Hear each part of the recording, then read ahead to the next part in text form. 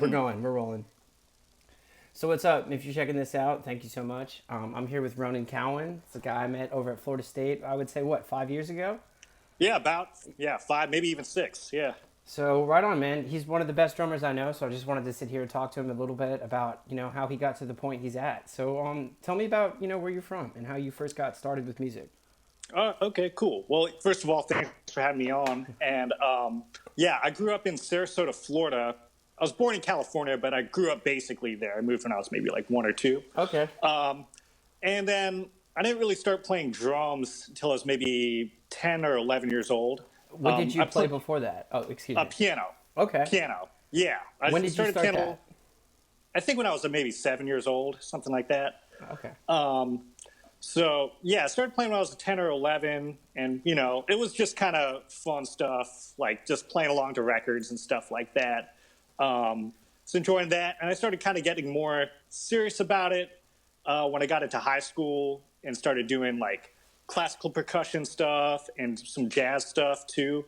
And that's kind of when I got the bug for playing jazz, probably in high school, just being in the jazz band and stuff like Right. that, Yeah. and kind of seeing my school at the time, went to Booker High School in Sarasota, had a really strong program at the time, a lot of really good players and stuff, which at that time I thought they were like the best. I was like, whoa, what is Right. this? Billy You know that Cassidy. thing. Yeah. Yeah, right. Yeah, right. Who else were some of those guys? Because some of those guys are doing really good things right now. Yeah, right. Rodney Rockus. Yeah. I do. Morrick Robinson was another drummer really looked up to. He's also a teacher, though, right? Yeah, he is. Do you know what he's up to kinda now? I don't think he lives in Florida, but he teaches somewhere out of the state, maybe Okay. in Maryland or something. And yeah, Yeah, I didn't good really hear him writer. much, but I liked everything. Every time I heard him, he yeah, sounded great. mhm. Yeah. Yeah. A lot of guys who went to Florida State. Another drummer, Elijah, was a guy I looked up. Elijah Anderson. So yeah, those guys, and then the professor there at the time, he was really inspirational guy. Just like as far as his work ethic and just how much he knew about the music. He was teaching at one time. He was teaching like big band, the combo, wind ensemble, Wow. vocal jazz, choir. Jeez. Like he was kind of running the whole show. And he you like, know? how is his his understanding of jazz compared to his understanding of classical music? His understanding of jazz, if anything, was stronger. Wow. That's more of his background. That's really and cool. he could just kind of do the other stuff, but he was very intense and he kind of pushed you really hard. Yeah. He kind of expected a ninth or 10th grader to have way better time. Really should have. So he'd constantly be like snapping his fingers and clapping in my face, being like, come on, you're dragging. Right. So. But it's good because it kind of exposed me to just kind of the level or expectation that should be required, Yeah. I was so he actually kinda pushed speaking things on a long that. way. Have you seen what Dave Potter has been talking about? Some of those like statuses he's been sharing. Yeah, I saw a couple things you posted, yeah. Yeah. Does that relate to anything that you're talking about? You think being exposed to that kind of energy?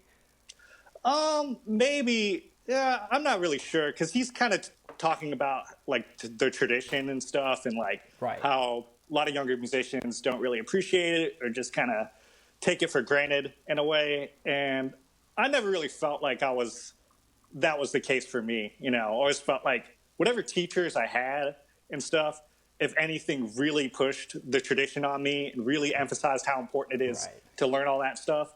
So I never came from that background of not taking like the tradition of jazz, the tradition of like black music, not seriously. I hear So, that. Yeah, no, definitely yeah. that was something actually I wanted to bring up with you. When did you kind of get that attention to detail? Do you think it was in high school that you really got like focused on that kind of thing? Yeah, definitely. And just kind of realizing that I loved, learning about the history of the music. That's something I've always kind of been into history and stuff in general. And so when I got into jazz, I realized, oh, there's this whole like deep history in this music, that I could really, dig into. So that's when, discovering your first basic records, stuff like Max Roach and the Miles Davis quintet records and kind of blue. And then obviously you read the liner notes and you see all the different musicians on there, right. yeah, you see, okay, so Jimmy Cobb, okay, what other records is he on? Okay, he's on some records with, John Coltrane, who's also on this record. And so just kind of investigating things like that, always really enjoyed that and just started to kind of know more different drummers, know more different instrumentalists in general, you know? So, yeah, that's something. Is that kind of your question? Yeah, Or? that's definitely what I'm trying to talk to you. It actually kind of reminds me of I was taking a lesson with Kevin one time, and we were talking about you, and he said that you had said something. I'm not going to talk about the context of the story because I can't, but because you'll remember, in response to something, you said, I'm trying to check this stuff out in the order that it happened, which, so that's always kind of me to been, what your concept is trying to check the music out in the order that it happened. Right. Yeah, exactly. And kind of know where, all the different players come out of, because checking out players today, it could almost sound very confusing, if you don't know what they come out of, Right. Yeah. so also like checking out players from the past and stuff for me has always kind of helped me listen to stuff today and have a better grasp on it, so that's always something.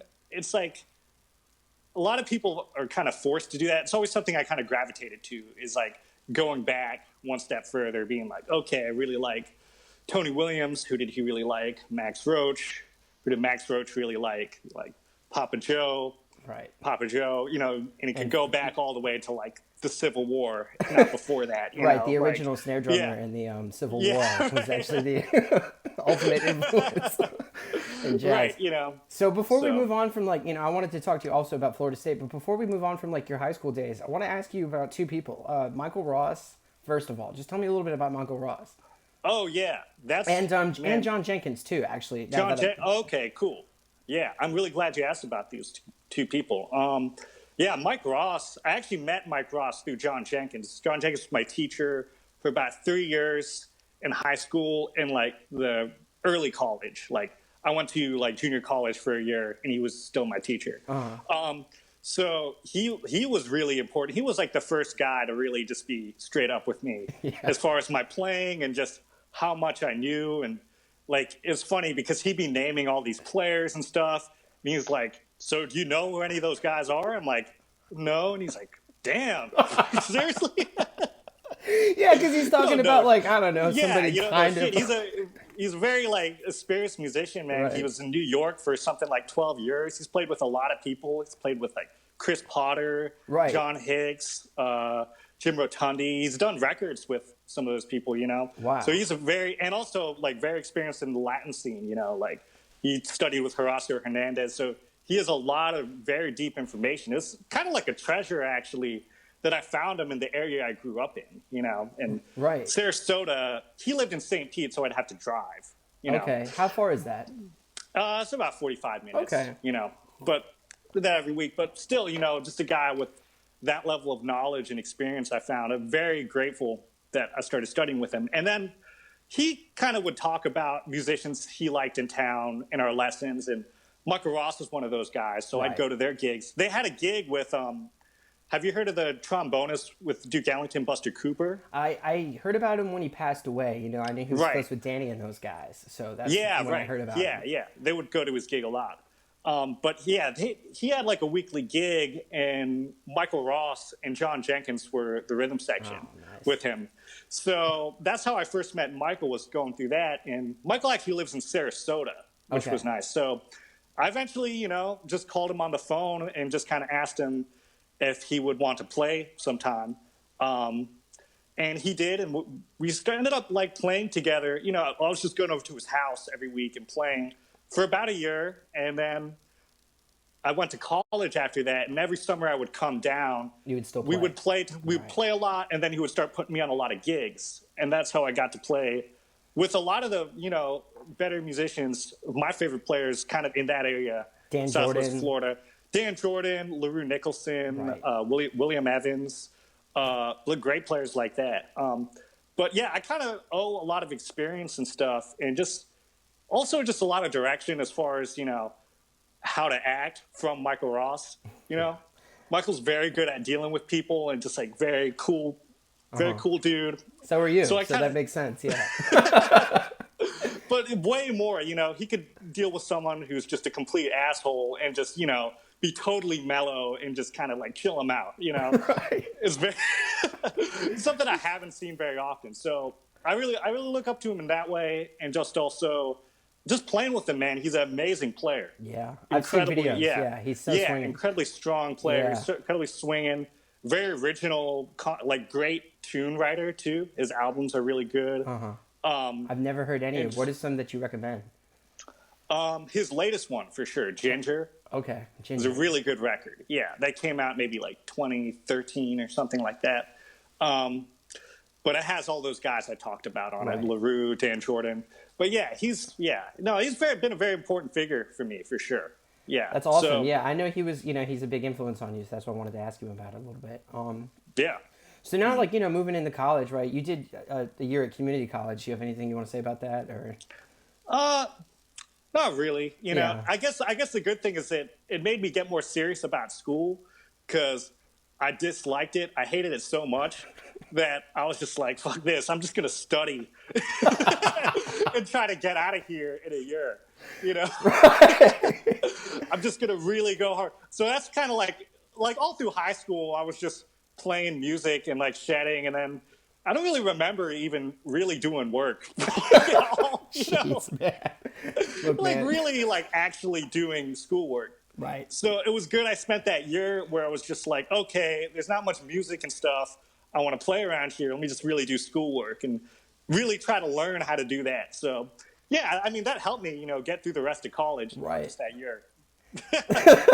But that's it, yeah, I've always been interested in what people have to say about that experience, like those specifically like 1 year experiences in the school process.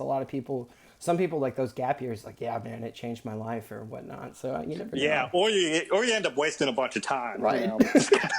I'm not going to imply anything here. Right. Yeah. So tell me about like Florida State. Tell me about Leon, and then also tell me about some of the other guys that you studied with who were students of Leon as well. Oh yeah, definitely. Yeah, Florida State. Yeah, I came in when you came in, which I guess was like 2014. Mm-hmm. Yeah. So yeah, that was a good experience, man. That was something, yeah, I'm very glad I went there. I think I only applied to like 2 other schools, both in Florida, just UNF and USF.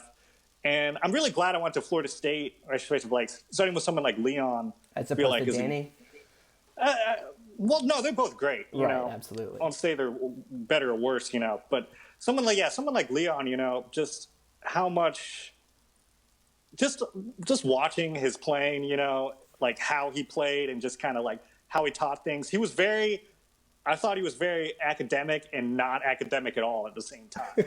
Because he would give really you, good way of saying it. Yeah, he would give you assignments, transcription assignments, and pretty much the only time I've ever transcribed stuff all the way through front to back was in school studying with Leon, So he'd give you these assignments that are on paper like very academic, like, oh, who transcribes like an entire tune, just comping, solos, just everything about it, But doing that, and overall, he didn't really care how you did it. He didn't care if you wrote it down.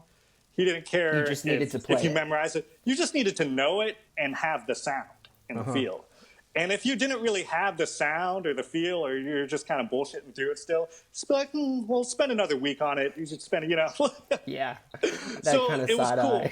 He gave you the freedom within doing an assignment to kind of actually really learn some stuff about the music through just really getting into those recordings. And he emphasizes drummers in the history in a way that I feel like is not commonly emphasized, probably amongst a lot of teachers. Expand on that a little bit. What do you mean by that? Well, just like, he makes you transcribe to start for drummers like Art Taylor and Kenny Clark, like guys who are really originators in bebop, Right, yeah. Who really, it's not like if you didn't know anything about jazz and you just listen to them, you could just be kind of like, oh, this is boring, like don't really know, but just he kind of understands you need to get that foundation in your playing before you start kind of studying other people, So I actually appreciated that, like studying. That's some of my favorite part of doing it. Those first couple years, just getting into Kenny Clark and Art Taylor, Art Blakey, Philly Joe. I think those are the first 4 guys. And then also he has like a big segment on studying the monk drummers, you know?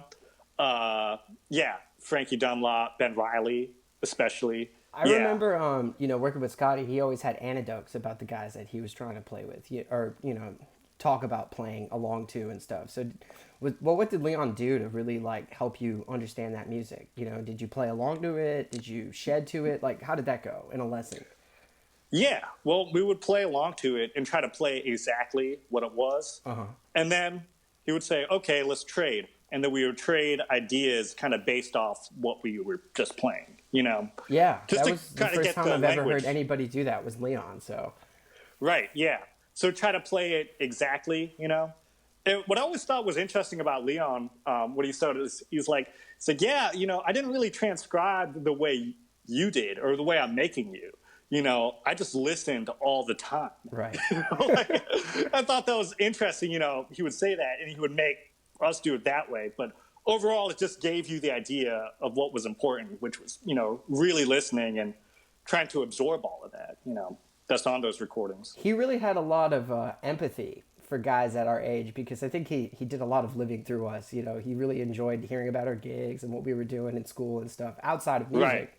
So he could also emphasize with kind of where our brains were at that time, and not Right. being as organized as he was about the music. So I really was always grateful for that, me especially. Right. Mm-hmm. Yeah, and you can see it. He's one of the great teachers, man, out there for what we do, especially. Right.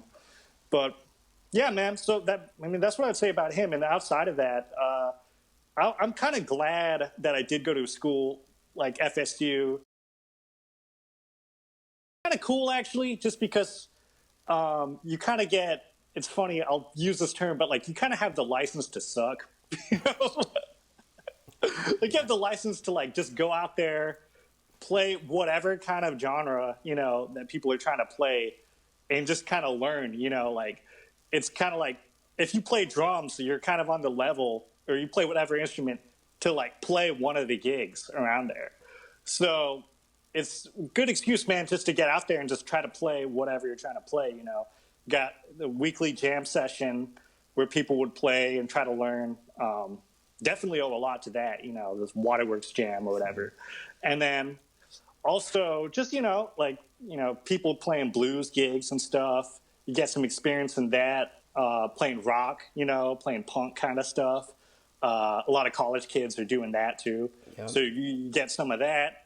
There's like one or two like Latin bands kind of you could play. There is two, actually, I think now. Right.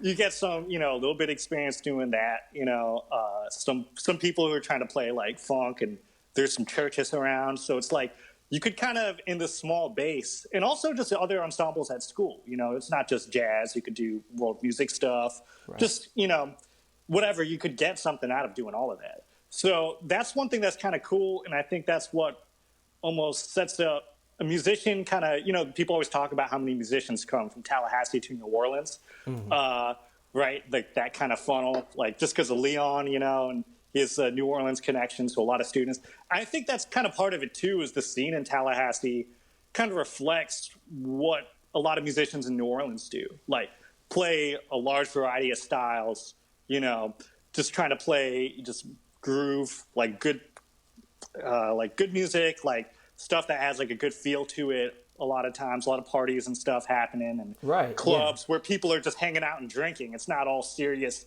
like concert music stuff, including jazz, So it's like, I think a lot of the experience you do in Tallahassee translates to a city like New Orleans, just in the variety of what you're doing. Yeah, I think some of the best response to music we've gotten, together at like in that Tallahassee scene was at house parties and, places where people were influenced by a lot of alcohol and other stuff, But right. Yeah. But, doing that a lot, I think, has an impact on your musicianship and your instincts as far as like you go into like a loud, crowded place. How are you going to get people to acknowledge the music, like, right. Exactly. Yeah, like absolutely. If you're just playing conservatory, all the time, you just play at school, you don't really learn that skill. You play your concerts where everyone's kind of sitting there pretending to listen and check out what you're doing. Right. Filling out a slit. Yeah, but just to get people who are just trying to have a good time to like tap into their vibe and kind of get that happening too. Yeah, that's something. I think that's something I kind of picked up in Tallahassee just through playing a lot. But yeah, so that's kind of my opinions on the scene there. Yeah. Before I stop talking about Tallahassee, there's somebody obviously I have, we got to talk about, right? So tell me about Bob. Right. Tell me all about Bob, Bob. because you probably yeah, knew man. him. In the time that I knew Bob, I would say that you knew him the best, so. Right. Yeah.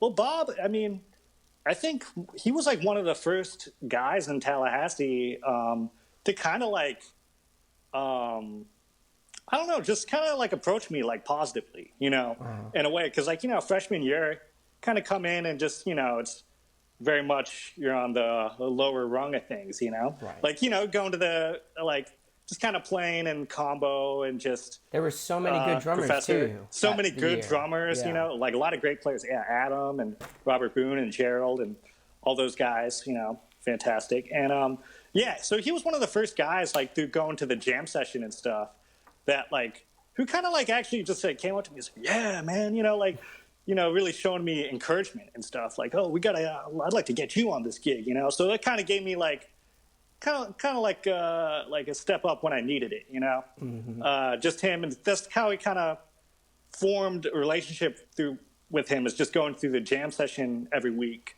Kind of when, it's like kind of when like Mike Williams and like DeLorean and all them were still playing it every week. Sam was on it still at that point too. Sam. That's when I started going, and kind of going to that jam session that first year was kind of the first like I felt like kind of validation I got in Tallahassee's, through going there, and just those guys would kind of give me a little bit more positive reception, just kind of keep pushing and keep working, as well as some like lessons, as far as what to do, what not to do, all that. Yeah. Right, but specifically at this waterworks session you're talking about, right? Yeah, right, exactly. Yeah. So I thought how it was did really you go beneficial. from, hanging there to eventually running the gig? I think what it was is, well, I was just going there a lot. I think there was a time freshman year where like I was one of the only people even going at all, Yeah.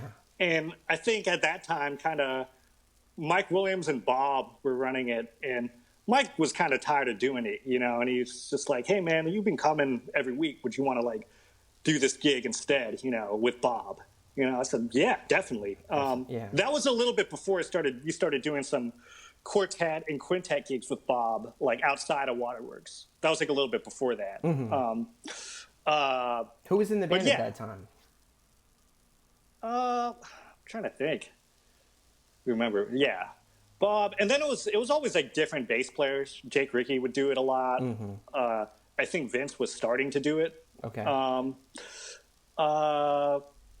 Yeah, Brandon sometime would do it. Okay. Yeah, so yeah, people I remember. Yeah, on bass, and then yeah, either Boyce or Sam Taylor on saxophone usually, Or both. Yeah, or both. Yeah. Right.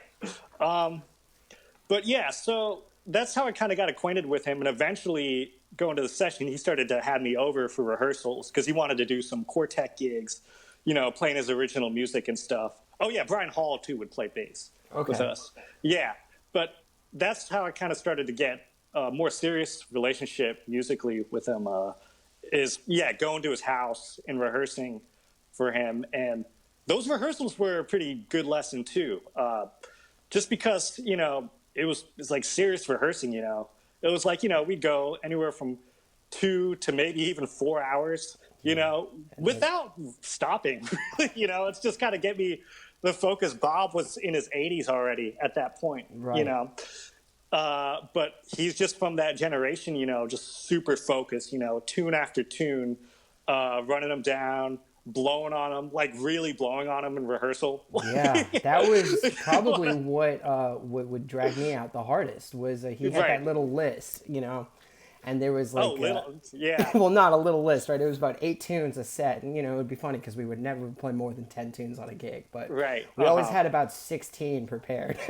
Right. Yeah. And but there would be half the list, and then I guess that would be when lunch was ready because we would do the head, and then we would do the the blowing, and then maybe the head again, and then Yeah, right. No, it was a process, man. I mean, especially when he would want to do rehearse for two different gigs oh, in one rehearsal. So we'd have a quartet or a quintet rehearsal, take a short break, and then hit the trio rehearsal right after. You know, so I mean, I'm glad. I mean, college is the perfect time to be doing something like that, man. I would right.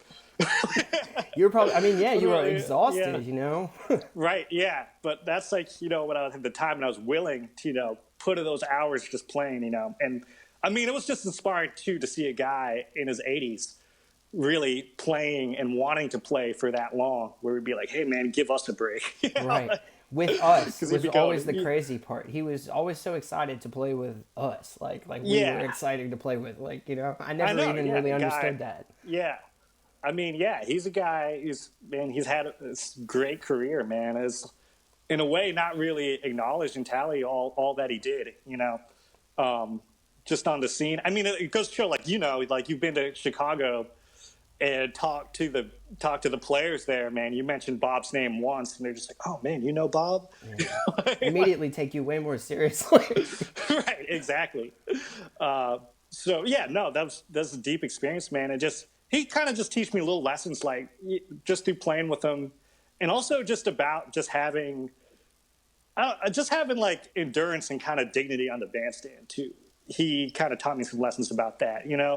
I think there was one time we played the house set or something, and I came up to him after, I was like, "Hey Bob, I'm sorry about how I played. I'm just tired. I'm just, like it's been a long day." And he's like, "Tired, man? Are you okay? is there something wrong?" And I'm like, Like, yeah, no, like, I was like, do you have oh bronchitis no, or right? emphysema like me? Like, is what he was really saying. Exactly. He's saying just fucking come on, let's play. You're here to play. What are you saying? Yeah. It's like he's not really saying. It's like I don't really acknowledge that. What he's saying. So I think the that kind of biggest break he ever gave me was, trumpet is a difficult instrument. He would always give you that one incidental and then continue on with what he. right. Given, yeah. But yeah, he was an important teacher to us, man. I don't think it's funny. I don't really think he even considered himself like a teacher per se. It was just Yeah. the mentorship kind of came to him, or just came through the situation we were in. You know. I met this one guy who I guess did some time with him in, I guess it was Glenn Miller's band, and he was telling me that Bob was a little bit older than him, and he was coming from Maynard's band and Buddy Rich's band, and everybody almost like you couldn't. They thought that he was trying to ice them out, but they came to come later that he was just quiet. But Yeah. that was the energy that he kind of brought. He was just Right. That was quiet kind of and the cool and yeah. That was hip. kind of the vibe too. Like when he was older, because Yeah. it was weird. He would kind of, as student or something, he would kind of come to you. If you kind of went up to him and he didn't know you, and you kind of asked him like, "Bob, I'd really love to study with you," or something like that, he'd be kind of reticent. It's just funny, Study. Don't you have a Yeah. teacher at the school? Who do you study? Right? Yeah, he'd just be like, "You don't need to study with." He wouldn't really be about it, but if he kind of saw you were coming every week and serious, he would go to you and just be like, "Hey, come over, come over, Yeah. come over to the house, let's study, let's get into some stuff." So that was, yeah, that was interesting too. That he wasn't like, didn't really consider himself like, "Oh, I'm a mentor," Right. Didn't but even talk about the music that often. You had to even kind of drag his experiences out of Right. him. Exactly. It got to the point because there's so many questions I wanted to ask him. He's just also just a guy who's not egotistical in that way. Like I would have to kind of do research on his career to ask him questions Yeah. and to get him to tell me stuff. Like Right. I'd have to be like, "Oh, hey Bob, I was reading this book and they kind of mentioned you." Briefly with these players. Can you expound on that? And he was like, "Oh, yeah, it's cool, man. Yeah, man, you've been doing your research. Yeah."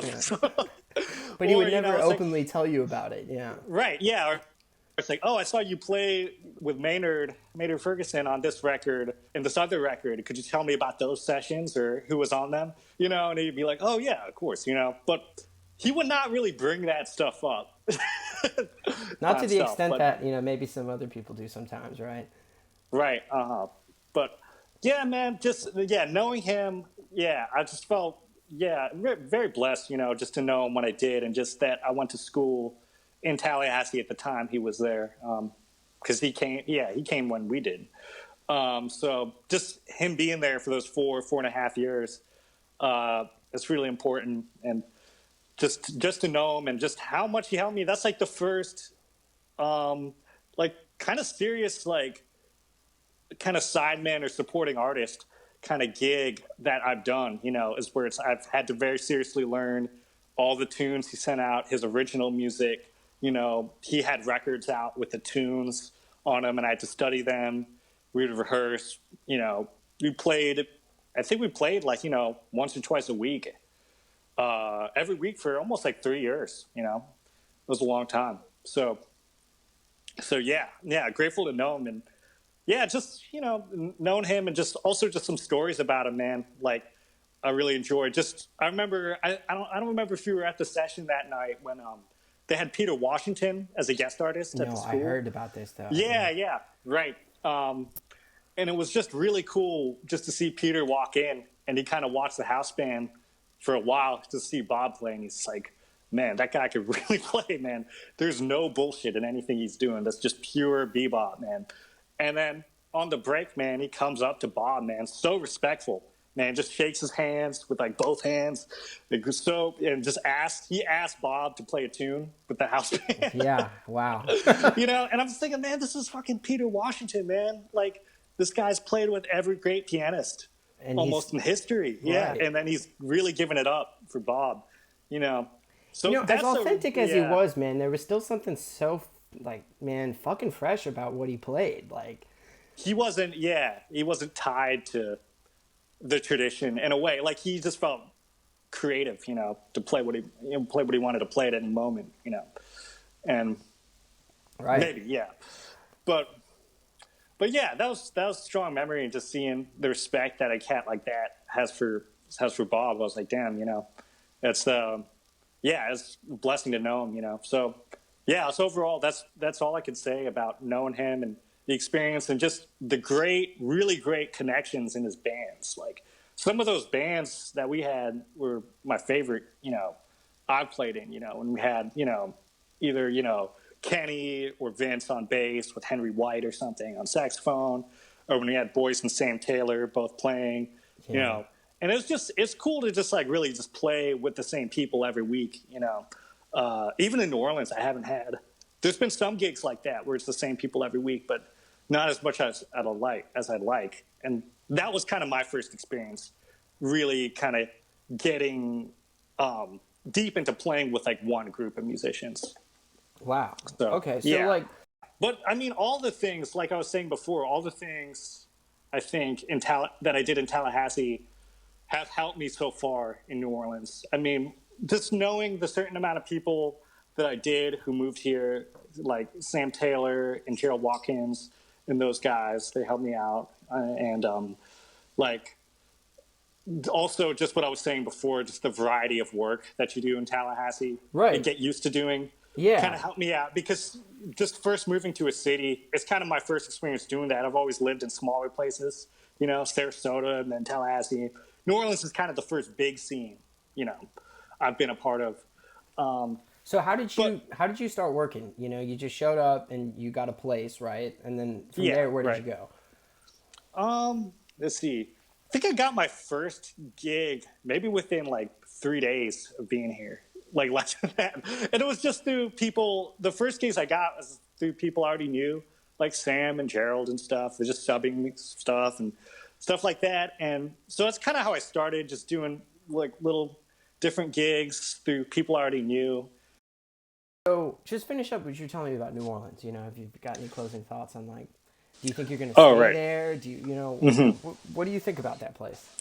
Really? Well, honestly, man, I like it a lot. I actually like it more than I thought I would, honestly. Really? Because I moved here. I didn't really plan to move here. I kind of just moved here on a whim, just because I was finished school and I was in Tallahassee with not much direction, like trying to figure out what I wanted to do, where I wanted to go. And then our mutual friend, Daniel Tembush, he hit me up and was just like, hey, man, I'm doing a cruise gig you want to take my room in New Orleans?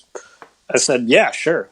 So took that up, and yeah, man, I'm enjoying the scene here a lot, man. It's just like, I love just being in a place, probably like really for the first time in my life, where it's just like so much depth in the culture and so much to absorb, musically. You know, so many great players to watch all the time, different styles too, not just, jazz, modern jazz, traditional stuff, or the kind of typical music you associate with New Orleans. There's a lot to really take in. So I've been enjoying that aspect, man, and just living and just taking advantage of that. Whenever I'm not working, which is definitely when I first moved here, a lot of the time. Uh, like trying to like go out, see people, support people, love getting a lot of favorite, players I like to see around town, and just kind of absorbing what they do, and it's funny because it's subtle, but I kind of thought that the first maybe like 5 to maybe 10 gigs I played in town felt very uncomfortable, and I couldn't really understand why, but it's just maybe, and I think it was just because like, it just feels weird to play in this place, man, that just has so much tradition and just so much depth. It's such a it's such a deep well to draw from, And then I'm coming in here just with this random bullshit I learned in Florida,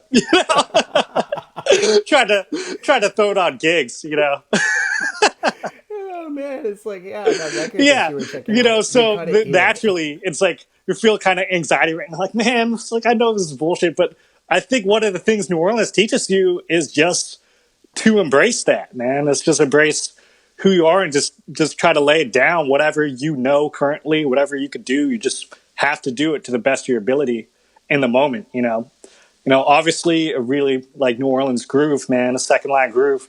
It's like I'm not really going to do that at the level of someone else, who's really been here, like someone like Hurley or Shannon Powell or something. But that's why I'm here, to study and kind of like absorb what people do on the level here, now, to get up to. Like, yeah. And I actually don't know the answer to this. I'm just asking. Like, do you think like Shannon or Hurley, somebody would be upset, watching anybody else attempt to play a second live groove, or is there more of like a welcome? I don't know if they would be upset. I think they would just kind of instantly see what's not happening with it, But I mean, that's part of it. It's cool because there's here in New Orleans, man. I feel like there's this deep tradition, but there's also like space to grow and learn in that tradition. You could sit in with anybody. You could go when Ellis Marsalis, man. In the past year, I've sat in on that gig multiple times. And that's such a crazy thing, like who am I to kind of do that, But the fact that he would let anybody basically who asks to sit in, that's really unique. A lot of those gigs, you could kind of get experience playing with anybody, and, you may not really knock it out of the park, but you probably learn something, from doing knocking it out of the park. Yeah, right. Right. So that's kind of been my experience here, man. And also, in addition to kind of doing that, like kind of trying to study from the master musicians and stuff around here, just been kind of trying to find a peer group, friends who I really like playing with. And I definitely met a lot of musicians, good players in my own age group that I like playing with a lot. We try to play, as much as we can and stuff like that. So it's kind of, that's important for me, to kind of have your masters and kind of mentors and stuff, people you could look up to and play with to learn from, but also I feel like playing with your peers, really, you can kind of develop something else, that's just as important. So it's been a year, and it kind of took me a little bit. At first I was thinking like, I feel isolated or whatever, but it kind of grown into, having some people I really like playing with and feel more comfortable in that, So it's overall, it's been a really good experience. I don't really know how long I would want to be here, but it's going well so far. I hope I can stay here as long as I can. Considering the circumstances. So Absolutely. yeah. So this is the part of the podcast where we start talking about Corona. No, Right. we're trying not to. We did pretty good. Yeah. Pretty good. Yeah, let's keep on that way. So, I mean, I guess though we have had a lot of time to be, listening to music, right? So what have you been checking out? What's in your ears? Right. Well, I kind of do a thing where it's kind of like how I've listened to music for a while. It's like I'll kind of get really into just like one artist or one drummer or something for like a while, like a month to 3 months, really listening to them. Lately, that guy's been Ben Riley on drums. Been listening to a lot of his recordings, especially with Kenny Barron, Right. that stuff. Who's a bass player you like in that group? There's a lot of different great bass players. The two that are kind of on the two I really like are Ray Drummond and Buster Williams Yeah, with Sphere. Yeah, those are the classic. And then, I mean, today you have Kiyoshi who's killing too. Right. Really like. Have you heard But the record they did? I think it's Buster is actually leading the record. It's called Takudo. It's the three of them. oh yeah, I have heard that. Yeah, it's cool. They do Someday My Prince Will Come That's on the that. one Yeah, cool that version of that. Yeah. It's Yeah, almost like Miles and Bill Evans at the same time. right. That's a really good record too. But I've been enjoying. Yeah, like it's funny. He's one of those players. I kind of switched. I really liked. I've always really liked his playing with Monk, but his playing in his later years, I think it just kind of took me a while to understand it. It's more like personal in a way what he's doing. It's less focused on technique and more just his feeling and his kind of ears for textures and different effects and stuff like that. He has a lot of very unique sounds. He uses flat ride, China cymbal, uses 3 times to the 4. So it's like sonically, it's different than what you would typically hear. So for a while, actually, I kind of wasn't attracted to it so much, but now it's funny. I prefer his playing in his later years now than with Monk because I like that more personal sound. I like that it's, he's kind of grown into something just very, individual, idiosyncratic. Staying out of people's way, especially Kenny Barron's way. I've never Right, staying out of staying out of the way, but also coloring the music in such a unique way. Yeah, I've just been addicted to listening to him in that context and just how his ride cymbal feel is, So yeah, I've been really digging that. And then just all my favorites, like a lot of some drummers, man, I don't think they've released a record I don't like, like Billy Higgins. I don't think there's a single album Billy Higgins plays on that I don't enjoy. Even the Otter stuff with Sonny Rollins. Yeah, exactly. I love his playing. He's someone I always come back to. And just listen. I was just listening actually yesterday to a record he did with Chet Baker called Silence. I've never heard that. Yeah, it's like one of the last records Chet did in like the late 80s with Charlie Hayden and I'm going to mispronounce his name. Italian pianist Enrico P. Something like that. You know what I'm talking about? I do not. I'm unfamiliar. Okay, yeah, I might as well not even say it. But yeah, I was listening to that. But that's not even a record I was seeking out Billy Higgins records. I just put that on. I'm like, oh man, Billy's playing on this. So yeah, he's someone who's kind of always in my mind and, a big influence on my playing. And yeah, so I've been checking. Who would you draw Billy back to? I hear a lot of Kenny Clark, and I know that. Definitely, yeah. Actually, both for me, what I think, Kenny Clark, Billy Higgins and Ben Riley come pretty deeply out of Kenny Clark. Wow. And I mean, they say that themselves, that Kenny was the kind of the guy they're attracted to. And they heard, because they heard, Bass Grooves and Walkin' and stuff he did in those early years. And just, you could hear it in their focus on their cymbal sound. It kind of has the lightness, looseness about it, Kenny didn't always have that, though. That kind of came with time with him, too. Maybe, maybe a little bit. Maybe I could be wrong. Yeah, but maybe it's just because the recordings, you could hear his sound a lot better later on, Okay. But you're right, his playing did change some in the late 50s and 60s, he started... Right. Learn that from. Right. Exactly, yeah. He is playing differently on the stuff with, like, Dexter Gordon in the 60s. He's playing, like, probably more aggressive and stuff than he was playing in, like, the mid 50s and the late 40s and stuff. But you don't know. The thing is, we talk about this stuff, but, we weren't there. We couldn't really see them play live, We would probably have a different perception of all these players if we actually saw them, But we could do the best we can and just listening to the records and Records, kind of right? taking. I always hated that, when Yeah, guys would be like, "Oh man, Bert is so drunk on this," and I'm like, how do you really know, exactly. Right. Or man, I Or it's heard like, Bert threw his yeah, saxophone through the roof on this, and do you right. Yeah. know? Yeah. Or it's, I've kind of always had an issue with is like, if a musician is like famous or kind of well known, they kind of talk like they knew musicians who were famous and well known in the past, you know? Yeah. They'll be like, man, Miles on that day. He was like, how the fuck do you know, man?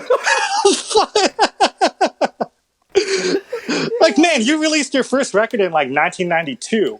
How the fuck are you going to know what Monk was feeling on this day in fucking 1958? Just Right. because you're a well-respected musician doesn't really mean you know those cats, you know? Yeah, and those stories, when they do arise, they're interesting, but it's almost like the bullshit ones have gotten so entertaining. Like I don't even know what to believe. Right, exactly. Because people latch onto the sensationalized stuff or the stuff that's kind of overblown about like, oh, so and so and so and so got in a fight. You know, we don't really know. Yeah, I, exactly. I have to say, Yeah. I used to know this saxophonist who's like a smoother guy, but he said that he caught on to Miles's vibe in the late '80s, right? And whatever, he was a great saxophonist to be honest, but he said that one time he was checking out Miles. He was hanging with Miles in the studio, right? Because they did that, apparently. And Miles was really into the color blue, so he had all of this blue stuff, blue trumpet, blue car, blue, and so I guess Miles looked in a mood, like in a sad mood, and the guy asked him, and he goes, "Hey man, Miles, you feeling kind of down?" And Miles looked up and said, "Yeah, man, I'm feeling kind of blue." And that was where the name of that record came from. And the dude couldn't even couldn't even Wow. catch his own thing, caught up in his own thing that he was hanging with Miles in the '80s. And Oh the man. record came out in '59. That's how oblivious he was. Oh man. Oh man. That's. I could just see that on like a YouTube comment where everyone's like, wow, you really said that to him?" Yeah, exactly. Right. Oh man. Yeah, a good one I heard recently. I think I was just at a gig and somebody told me this, that a Love Supreme was boy. originally called a Law Supreme. Yeah, it was supposed to be called a Law Supreme, but they changed it for some reason to a Love Supreme. Now, why they would do this, I have no idea. But man, but yeah, I mean, yeah, that's funny. It's going off on a different tangent, but Right. it's just funny when people kind of say stuff like that, As if they were there, right? Talking Yeah, about music. as if they're there, they knew them, But that's something. I mean, you could just take what you can from the records, and some of these people, man, out there who are still living, did have like pretty deep connections with those players from the past. So just talking to them, that's the best way to really learn authentic information. It's not really. There's something kind of I would never been shy about is just kind of asking older musicians and stuff about people from the past and people on records that I love and stuff, and like that's where you're going to learn the most authentic things. Even biographies and stuff like that, autobiographies. They're really, most of them you could learn some factual stuff, but most of them are full of lies, or stuff that's not really accurate. There's some really good biographies. I take that back, but a lot of them, it's funny. Actually, autobiographies are more inaccurate. Yeah. So, is there anything else you want to say about the stuff you've been checking out or the stuff you've been into lately? Besides Ben Riley. Really, I don't know, not really. I guess I've been actually checking out more rock and stuff, man. Kind of going back to my roots in music, checking out more classic rock and alternative stuff. Going back to like Black Sabbath records and. Can you see me at all? I can see you. Yeah. Okay, cool. That's all. You're kind of frozen though. Oh. Occasionally. Okay, you're good now. You're good Okay, now. cool. I can't see myself, but it doesn't matter. Word.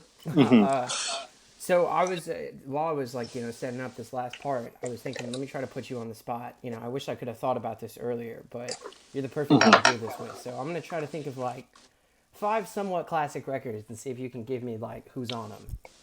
Okay. Um, what about the soothsayer? Oh, okay. Cool. That's a good one. Tony Uh huh. Williams, Grod Carter's on bass, Yeah. McCoy Tyner, James Spaulding, Freddie Hubbard, and Wayne. And that's the band, I think. Sextet, right? Okay. I gotta fact check you on McCoy because I thought it was Herbie, but I bet you're right and I'm wrong. So I'm pretty sure it's McCoy. I'm the yeah, soothsayer. Yeah. right on. Okay. How about let's do Am I right? I don't. yeah, that's definitely I everybody think else I'm is definitely right. What about okay. because I gotta make sure that I'm right too. Right. Uh huh. Cannonball, the live at the what is that? Everybody loves this record. Oh, live in Chicago or No, live at the not Lighthouse? the Lighthouse, Oh yeah. classic band. Yeah, I love that record, man. Yeah, that's Cannonball and that obviously Lewis Hayes, Victor Feldman, and Sam Jones. Okay. Yeah. That's yeah. It is Victor Feldman. Right. What are you partial to maybe like Joe Zawinul or I actually like Victor Feldman better in that band. I prefer Victor Feldman too. Yeah, I think so. Right I mean, on. obviously I like Joe too, man. There's no slouch Absolutely. in comparison. I Yeah. feel like Victor's a bit of a slept on musician though, Yeah. Oh, for sure. Yeah. especially Yeah. I can't. like a writer. Yeah. Yeah. Joshua, Seven Steps, and then the tune on there. As you Dun sorbet. dun dun dun dun dun Yeah. dun. Yeah. Yeah, man. What does he Cannonball say about that? He says, "No, I'm not." Now he's English, and I don't know something like that. Yeah. Yeah, I don't know what language this is. And he's saying Victor Feldman, he's English. he's he's English, and I know it's not that. Oh, Oh, damn. okay. Yeah. What about the Black All Hawk? right. What's the band on the Black Hawk? Miles at the Black Hawk. Miles of the Black Hawk. Well, that's Cobb, Wynton Kelly, Paul Chambers, I think Miles, and I think Hank Mobley's on most of those. Yeah, Or he's on all of the Hank all of Mobley, the Black both Hawk nights, stuff. yeah. Yeah. Yeah. Oh That man. record too, man. Damn. So what are you Yeah. 3 for 3? It's all Let me see if classics. I could Yeah. stump you. Maybe I'll try to. I feel like okay. This one. I thought I knew who it was on a certain instrument, and then later had to correct myself. So, In Word. and Out. What about In and Out? In and Out. Joe Oh man, Henderson. I haven't thought about this record in a while, but I'm pretty sure I know who's on it. It's I think it's Elvin on drums. I know that. Joe, obviously. Freddie Hubbard, right? No, it's not No? Freddie. Is it Lee Morgan? Oh, Kenny Dorham. It's Kenny Dorham on that. Kenny Yeah, Barron. right. Yeah, Kenny Dorham. I think it's either Richard Davis or who's on bass? The guy who played with Art Blakey for a long time. Reggie Workman. Reggie Workman. See, Yeah, I thought it was Reggie Workman, and it's actually Richard Davis. it's Richard Davis. I get. Yeah. I get Word. them So yeah, confused a little Elvin. bit too myself. Yeah. But Yeah, Richard Davis either with one of. Freddie kind of had his own thing that's really original from Reggie. Right. Yeah. No, they're pretty different players, man. Yeah, especially with Thad Jones, man. I think they get mixed up though because they're both like in that sort of in between like the straight ahead playing at the time and more avant garde stuff. Like both of them kind of straddle that line, you know. So yeah, I guess you got me on that, man. I was wrong on two of them. Okay. Yeah. Okay, so for the last one, just give me as many people as you can get off of the Birth of Cool. The Birth of Cool. Oh man. That's not Let's see. Lee Konitz, obviously Max Roach. Who's on piano, man? Is it like Al Haig or something? Probably not. Really? I know. Okay. Wasn't it somebody like? Is it Al Haig or John Lewis? I think maybe it's John Lewis. And then, man, who's Gunther Schuller, right, on French horn? Yeah. Who are the? Yeah, right. Who are the other saxophone players, man, besides Lee? Jerry Mulligan is on it. Jerry Mulligan, right? Yeah. Man, yeah. That's about what I can name. I remember, yeah, Max Roach for sure, and maybe there's another drummer on some of the tracks. Maybe Kenny Clark is on some of them. He might be. I think I might have seen that. I actually don't know that one either. I was just maybe thinking you. Yeah, right. Oh man, yeah. Yeah. That's a good one though. That's not a good one to end on. Let me think of one more. Yeah. Oh, man. And Maybe on a something success. a little bit later, like something 70s, like Okay. What's it like? You check out. What's the band on Light as a Feather? I don't even think I can get all those guys off the Oh, top of my head. light as a feather. Yeah. Airtoe, Joe Farrell, I Uh-huh. think. Yeah. Chick, Stanley Clark. I think, yeah, it was Stanley Clark at that time. Flora Purim. Um, I think that's it. I don't think there's another horn player on that record No, besides but Joe. isn't oh my gosh, I can't believe I'm blanking on his name. Bob McFerrin, is he not on it? No, no. I think it's Flora Purim, Airtoe's wife. I think Who's was okay? singing on that record. Yeah. I'll have to fact check you on that. I'm gonna check him out. All right. All right. But that's funny. Well, anyway, man, it was so good talking to you. You know, I Yeah. definitely No, it was fun. understand a lot more Yeah. about you. Even I didn't know that you hung with John Jenkins like that. That he had such an influence on you. Oh yeah, man. No, our lessons would be for hours, man. We'd be hanging like 2 to 4 hours at a time, just like half lesson and half just bullshitting like we are right now. So he's important, yeah, for Well, sure. it's But definitely yeah, a thank skill you. you've always had. You know, hanging out with Bob. See, Bob was the one who taught me how to be cool. I don't think I was cool until I met Bob. I don't even think I'm cool now. But I definitely got cooler after hanging out with him. Yeah, man. When I met you, you were pretty stressed out all the time. Oh, I dude, thought, yeah, always all over the place. All right, you're always in crisis, man. Yeah. always something was always wrong. I couldn't tell you what. Like, yeah, I mean, why you're just like pacing down the halls, like fucking on your phone. I'm like, what the like what's wrong, man? I couldn't What is even it tell you. today? But Well, anyways, man, yeah, thank you. it Thanks was for great having me talking on. to you. Yeah, This I is will. fun. Yeah, I thank you hope for this being. develops. Yeah, I I hope hope this it does. develops into like a real series. Me too. I want to see. I think I'm gonna try to get Kenny and Sam next. Those are my two, like, kind of Oh keep in yeah, that vein of yeah, you kind of guys. And then after that, I don't nice. know, man. I might try like a hip hop producer after that. I know a few that I wanted to Right, talk to. yeah. Yeah. So, No, those would be. I'll check those out for sure. What's he doing? So well, thank you again, man. I'll talk to you soon. yeah, thanks. All right, man. See Take it ya. easy.